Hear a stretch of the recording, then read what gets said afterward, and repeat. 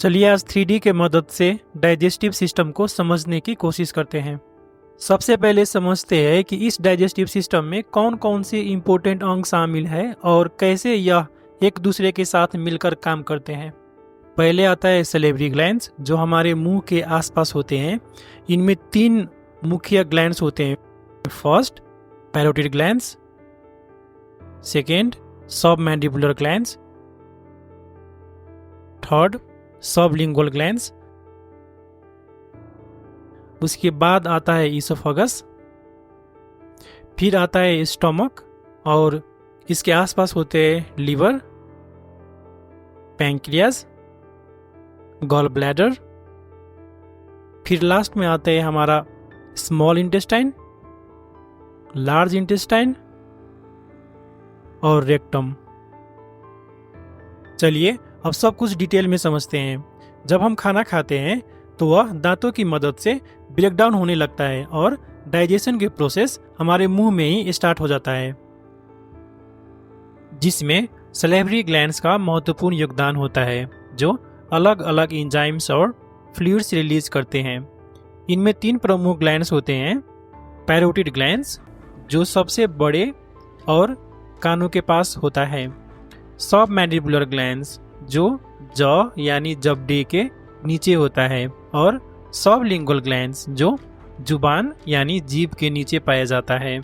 यह ग्लैंड्स मिलकर सेरस और म्यूकस फ्लूइड बनाते हैं जिसमें एक एंजाइम होता है सलेवरी एमिलेज। यह एंजाइम कार्बोहाइड्रेट्स को तोड़कर स्टार्च से सिंपलर शुगर यानी मैल्टोस में बदलता है जो हमारे शरीर में जल्दी से एब्जॉर्ब होकर बॉडी को तुरंत एनर्जी प्रदान करता है। और म्यूकस फ्लूइड खाने को नरम और स्लिपरी बनाता है जिसे वो आसानी से निगला जा सके और इसोफेगस तक पहुंचा जा सके। एक इंटरेस्टिंग बात यह है कि सलाइवा ना सिर्फ खाने को ब्रेक डाउन करता है बल्कि मुंह को स्वच्छ रखने में भी मदद करता है क्योंकि इसमें नेचुरल एंटी बैक्टीरियल प्रॉपर्टीज भी होती है।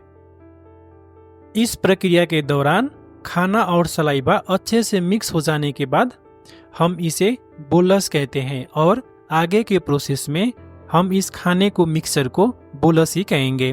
फिर यह बोलस जीभ की मदद से अंदर धकेल दिया जाता है और एपिग्लोटिस के मदद से फूड पाइप यानी इसोफेगस में भेज दिया जाता है जहां से वो सीधा स्टमक तक पहुंचता है। इसोफेगस यानी फूड पाइप जिसका लेंथ एक एडल्ट में करीब 25 सेंटीमीटर का होता है। यह ऊपरी हिस्से में थोड़ा सा वाइड होता है जिसकी वजह से हम डिफरेंट साइजेस के बोलस को निगल सकते हैं। इसका डिफरेंट लेयर्स होता है, जैसे सबसे भीतरी लेयर्स को हम इसोफेजियल ल्यूमेन कहते हैं जो बहुत ही फ्लेक्सिबल होता है जो डिफरेंट साइजेस के बोलस को कैरी करने में मदद करता है। इसमें टोटल 7 लेयर्स होता है।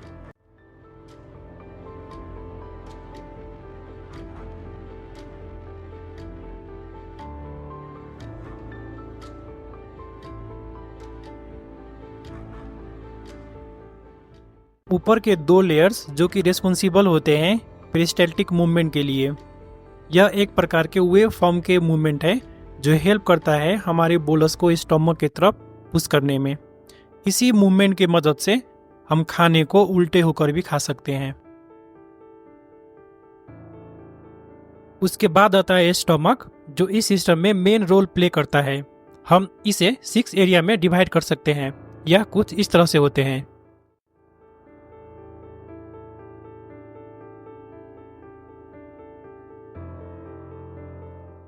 इसका स्ट्रक्चर की बात करें तो कुछ इसोफेगस के जैसा ही होता है। इसके सबसे बाहर एक लॉन्गिट्यूडनल मसल लेयर होता है। इसके बिल्कुल नीचे एक सर्कुलर मसल फाइबर होते हैं। इसके अलावा एक ऑब्लिक मसल लेयर होती है जो म्यूकोसा को कवर करती है और अंदर की तरफ एक रुगाई होती है जो फूड कंज्यूम करने पर स्टमक को एक्सपैंड करने में मदद करते हैं। पेट के दीवार में गैस्ट्रिक ग्लैंड्स होते हैं जो म्यूकस बनाते हैं। यह म्यूकस पेट की दीवार को गैस्ट्रिक एसिड से बचाता है। गैस्ट्रिक एसिड ना सिर्फ खाने से रिलीज होता है बल्कि यह खाने के खुशबू, देखने और मसाले के टेस्ट से भी रिलीज होते हैं। एक एडल्ट में रोजाना लगभग 1 से 2 लीटर गैस्ट्रिक जूस बनता है। स्टमक और इसोफेगस के बीच में एक स्फिंक्टर मसल होता है जो खाने को अंदर तो जाने देता है, लेकिन गैस्ट्रिक एसिड को भीतर से बाहर जाने से रोकता है, क्योंकि इसोफेगस के पास वो प्रोटेक्टिव म्यूकस लेयर नहीं होती जो गैस्ट्रिक एसिड से बचा सके। गैस्ट्रिक जूस के कंपोजिशन की बात करें तो इसमें हाइड्रोक्लोरिक एसिड होता है जो डाइजेशन में जरूरी रोल प्ले करता है। पेप्सिन एंजाइम होता है जो प्रोटीन्स को ब्रेक डाउन करता है।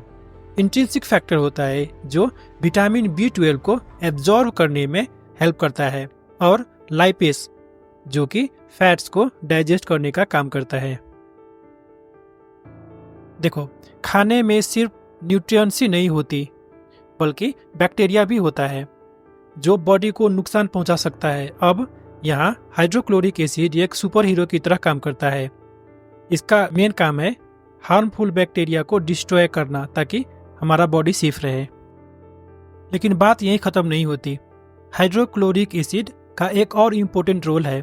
यह गैस्ट्रिक ग्लैंड से रिलीज होने वाले पेप्सोजिन को पेप्सिन में कन्वर्ट करता है।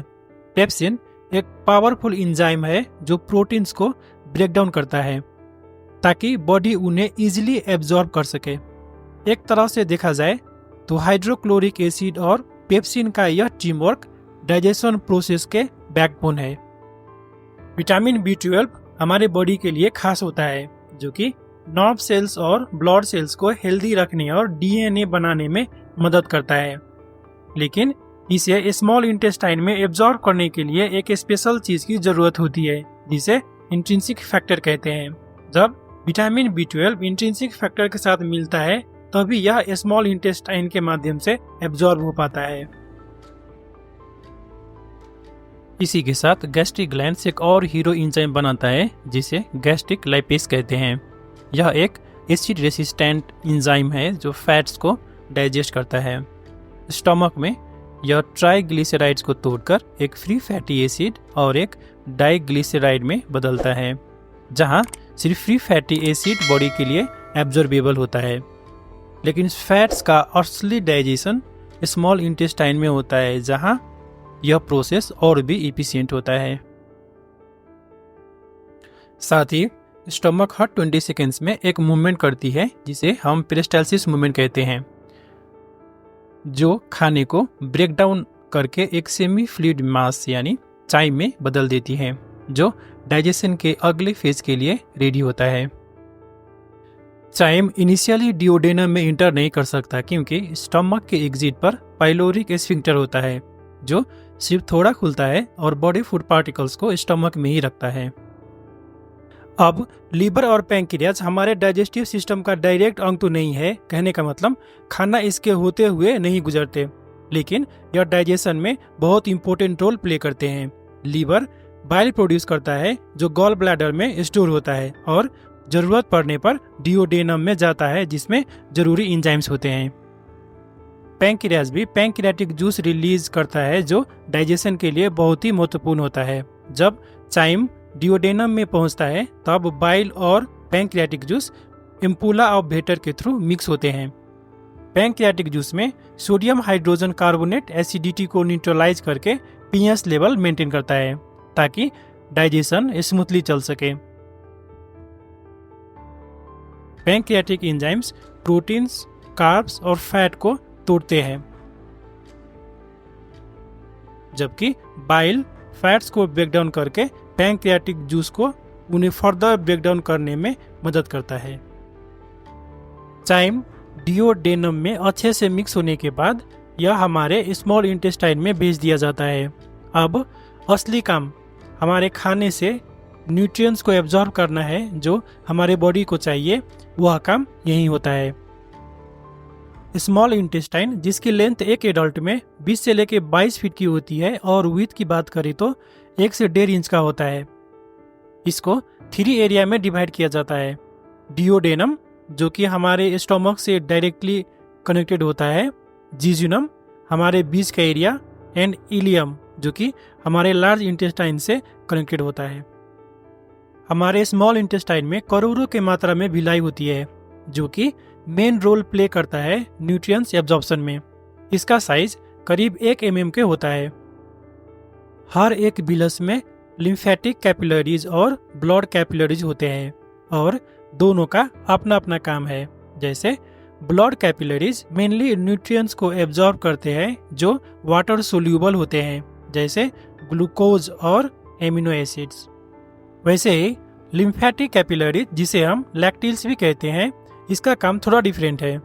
इसमें लिम्फेटिक वेसल्स होते हैं जो मेनली फैट सोल्यूबल न्यूट्रिएंट्स को एब्जॉर्ब करते हैं, जैसे फैट्स और fat soluble vitamin A, D, E, K. सारे न्यूट्रिएंट्स को इन दोनों कैपिलरीज के थ्रू ब्लड स्ट्रीम में भेज दिए जाते हैं। एक इंटरेस्टिंग बात यह है कि विलस के ऊपर हजारों के मात्रा में माइक्रोविलाई होती है जो एब्जॉर्प्शन को और इफिशिएंट बनाता है। अब कुछ न्यूट्रिएंट्स जैसे ग्लूकोज की किसी कैरियर की जरूरत नहीं होती, यह डायरेक्टली ब्लड स्ट्रीम में चला जाता है। लेकिन दूसरे न्यूट्रिएंट्स जैसे आयरन्स को ट्रांसपोर्ट प्रोटीन्स की जरूरत होती है, जैसे ट्रांसफेरिन। वैसे ही फैट्स का फंडा थोड़ा डिफरेंट है, यह काइलोमाइक्रोन्स के थ्रू ट्रांसपोर्ट करते हैं, जो एक तरह के लाइपोप्रोटीन्स हैं। यह फैट को अपने अंदर पैक करके सेफली ट्रांसपोर्ट करते हैं।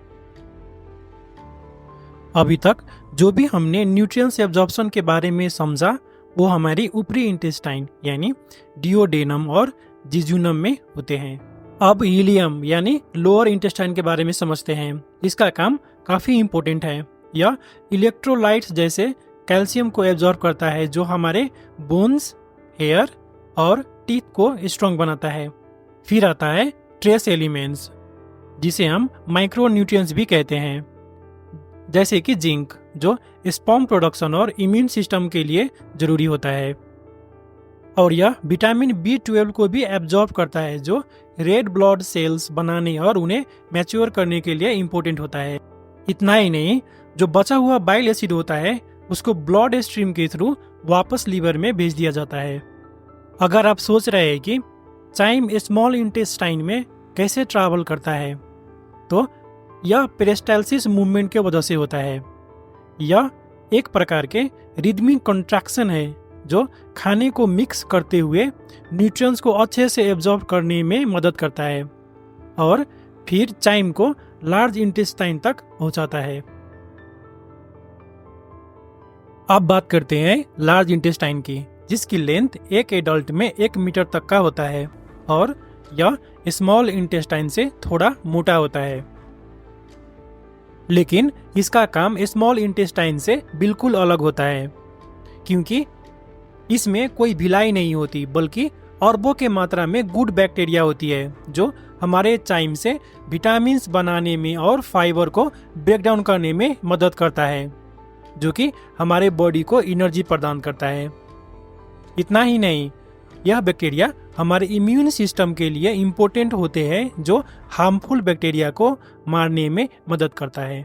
लार्ज इंटेस्टाइन, जिसे हम मेडिकल टर्म में कॉलन भी कहते हैं, इसे 3 एरिया में डिवाइड किया जाता है: ascending colon, transverse colon, descending colon. और इसके निचले हिस्सा पर होता है रेक्टम और एनस। स्मॉल इंटेस्टाइन के जैसा ही यह भी पेरिस्टाल्सिस मूवमेंट करता है, जिसकी वजह से चाइम एक कॉलून से दूसरे कॉलून में ट्रैवल कर पाता है।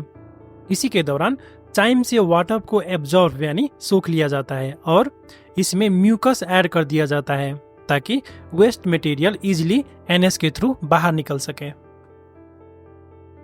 रेक्टम का मेन काम वेस्ट मटेरियल यानी स्टूल को स्टोर करना होता है, जो कि इसके निचले हिस्से पर होता है, और यह वेस्ट मटेरियल को रेडी होने पर इसे एनस में भेजने का काम भी करता है। अब समझने वाली बात यह है कि हमारे एनस में 2 स्फिंक्टर मसल होते हैं, जिसे हम इंटरनल और एक्सटर्नल एनल स्फिंक्टर कहते हैं। इंटरनल स्फिंक्टर जो कि रेडी हुए वेस्ट मटेरियल को रेक्टम से एनस में इंटर करने में मदद करता है। जब वेस्ट मटेरियल हमारे एनस में आ जाता है तब हमें पता चलता है कि अब वॉशरूम जाने का टाइम हो गया है, लेकिन हम एक्सटर्नल स्फिंक्टर मसल को यूज करके वेस्ट मटेरियल को बाहर आने से रोकते हैं।